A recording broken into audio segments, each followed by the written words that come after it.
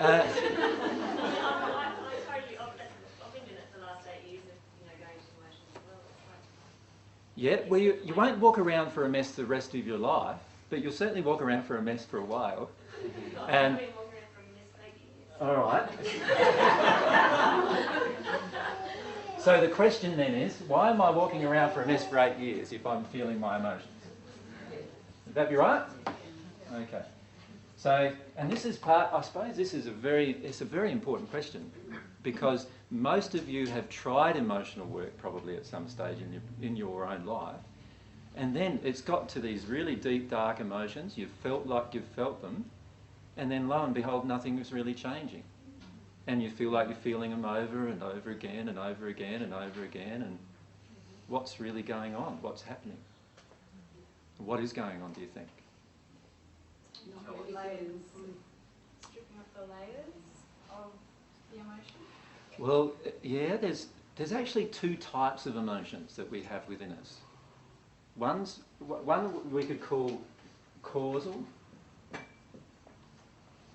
and the other type of emotions are effect type emotions. And of course one affects the other, so naturally causal emotions affect and create other emotions, and then sometimes as we grow those get fed back into the system, and we have this layered effect of emotions. But let's look at effects versus causes. Let's look at it from a purely material point of view first. From a material point of view, does changing the law so that instead of driving at 80 kilometres an hour now you've got to drive at 70, does that stop all the people from speeding? Why not? Because they're stuck in 80k line. Right? And there's something going on inside of them emotionally, isn't there? There must be. It doesn't apply to me. It doesn't apply to me, exactly. I have a feeling of rebellion inside of me. I don't like this law, so I'm not going to live by it, right? Now, does changing anything externally, pointing at an effect, change anything? It doesn't. And the same applies to your emotion. So let's say, an example, let's say I'm a woman living in an abusive relationship, and every single day I get beaten by my partner. Now, that woman would cry every day probably, would she not? But is she releasing the causal emotion? What is she actually doing? Releasing the effect. She's releasing the effect. She gets hurt, she feels her hurt, goes and cries about the hurt. But she doesn't actually go deeper and find out, well, why did this thing happen to me? What inside of me attracted this event to cause me to feel this way? And what's the underlying cause? And so what often happens is that we get stuck in this area here with our emotions. We get stuck in dealing with effects. And we never get to the actual thing that created the emotion. Right? So to give you an example, I met my soulmate, and this was like 5 months ago. We had a brief relationship for a couple of months, and then my soulmate feels like we can't have a relationship anymore. And that just brought up huge amounts of rejection emotions for me. Right? So I begin feeling these rejection emotions. But are they about my soulmate rejecting me? No. But I have in the past cried for nearly 7 years about the breakup of a relationship. So why is that? You're a slow learner. I have to agree.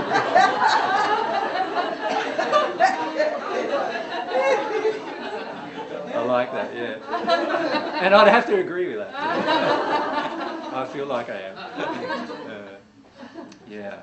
And that is true, I was a slow learner. So what didn't I learn? I was crying about the effect, yeah. The effect. So what I was wanting is I want the relationship back. I want the relationship back. I want the relationship back. And I wasn't looking at the deeper issues. Now, as it's worked out, now that I've gone into the deeper issues of the breakup of this relationship with my soulmate, right? And I wouldn't say it's broken up. I'd just say that we're just apart for the moment. We've decided to be apart. Once once I started connecting with all the emotions about that, they all related to first century events in my life, to do with how my parents treated me all the way through my life. And so all of my emotions were all related to actually my parents from the first century, and what actually happened with all of these different events. And what I've had to do is now process those events. Can I give you an example of one or two? Yeah. All right. And one of the biggest emotions inside of myself is a lack of love of myself. That's how I can cry for 7 years about not being in a relationship, right? Because the extent of my lack of love for myself was so big. And once, and I needed my soulmate to trigger it. So obviously we met, that got triggered, and now the extent of my lack of self-love starts getting released. In the previous relationships, all I did is concentrated on the effects. I never actually started looking at the self-love issue, because the self-love issue was so painful for me that I didn't want to go there. Right? So I'd go anywhere else. I'd say, "Oh, what's wrong with me? Why don't you like me? What can I change?" And all those kind of things. But inside of myself, there was just this huge lack of self-love, which created the event of being rejected. Right? And I wasn't willing to feel that. Now, once I started allowing myself to feel it, over the last few weeks in particular, it's been pretty intense, where I've been crying like 4 or 5 hours every day, pretty solid every day for weeks on end. Well, it's been nearly 8 weeks now I've been doing that. But it's all been about stuff that's happened to me through my life before I even met my soulmate. And in particular, what it was related to is two things primarily. One is my relationship with women was related to how I feel about myself as a male and how I feel about women. Right? So those are the two things that are linked. And both of those things were linked to first century treatment. Firstly, my father in the first century, Joseph, he had the attitude that he was cursed to have me as his son. And that was quite an intense emotion for me to go through emotionally and feel that, just feeling that, and some of you probably feel that with your own families right now, even that your mum or your dad feels that they're cursed to have had you. Right? And that's a very strong impression upon a young child in terms of emotionally impression that creates a lot of lack of self-love.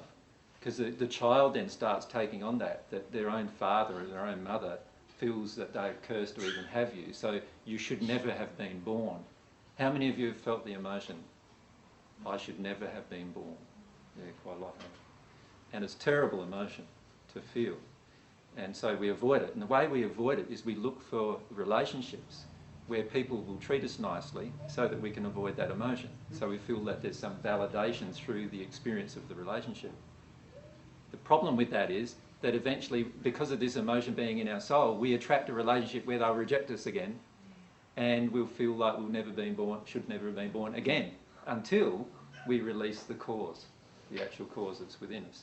And so what I've been concentrating on the last few weeks is releasing the cause of that, the actual emotion itself. And yeah, I've been to some really dark places with that emotion. So that's one example. On the other side, my mother in the first century used to, she was very confused by me and didn't understand me at all. And the reason why is that I was totally different to my 5 brothers. I had 5 brothers, and I was totally different to my 5 brothers. And so she couldn't understand, and also to most of the males who were around her. So she couldn't understand me at all. And then as I grew up, she understood me less and less. And when I started to talk about God's essence or God's substance of divine love entering my soul and transforming my soul, she became very confused and fearful about what I would do with that. And she thought that I'd become some kind of religious zealot who was willing to die for his faith. And she became very, very frightened. And so what she used to do was follow me around saying to everyone that I was crazy. So I had my mother saying I was crazy, and my father feeling cursed to have ever had me. And they were the primary emotions coming from my parents, along with many others, of course. And so I've had to work my way through those emotions and let myself feel what it feels like to be rejected and feel like you're crazy. Yeah. How many of you feel I'm crazy, honestly? It's all right. I'm okay with it.